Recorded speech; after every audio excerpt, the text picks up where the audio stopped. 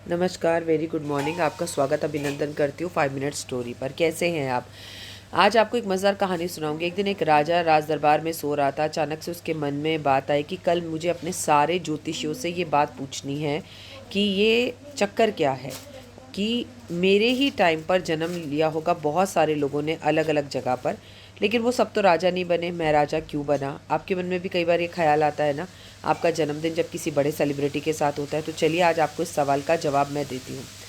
हुआ क्या, राजा ने अपने सभी ज्योतिषियों को बुलाया और ये सवाल पूछा तो सबने कहा कि राजा, इसका जवाब आपको घोर जंगलों में मिल सकता है, आप जाओ। राजा घूमते घूमते घोर जंगलों में गए तो उन्हें एक महात्मा मिले। महात्मा क्या कर रहे थे? कोयला उठा उठा कर खा रहे थे। राजा को बड़ा आश्चर्य हुआ कि कोयला खा रहे हैं। इन्होंने पूछा कि मेरे को आपसे एक सवाल पूछना है। कहने तुम्हें जो सवाल पूछना है उसका जवाब घने जंगलों में एक महात्मा मिलेंगे, वहाँ मिलेगा। ये चलते चले गए।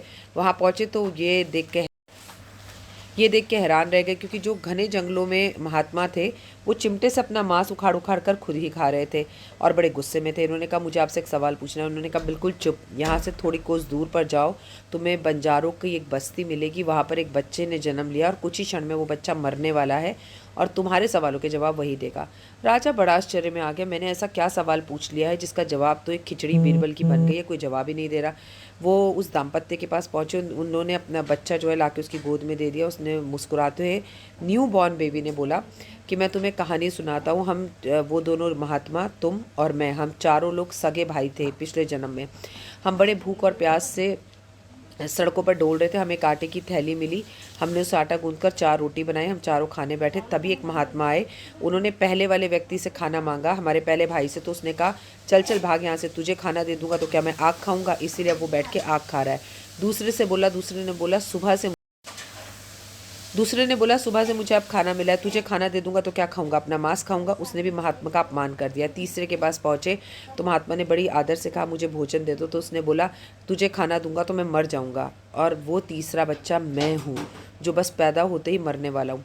लेकिन जब महात्मा तुम्हारे पास पहुँचे तो तुमने अपनी आधी रोटी महात्मा को दे दी। उनका जीवन संतुष्ट हुआ, उन्होंने वो आधी रोटी तुम्हें वापस दे दी, खाई नहीं, और तुम्हें आशीर्वाद दिया कि तुम्हारा जन्म, अगला जन्म राजा की तरह होगा। तो सबसे बड़ी चीज़ हमारे जीवन में कर्म है।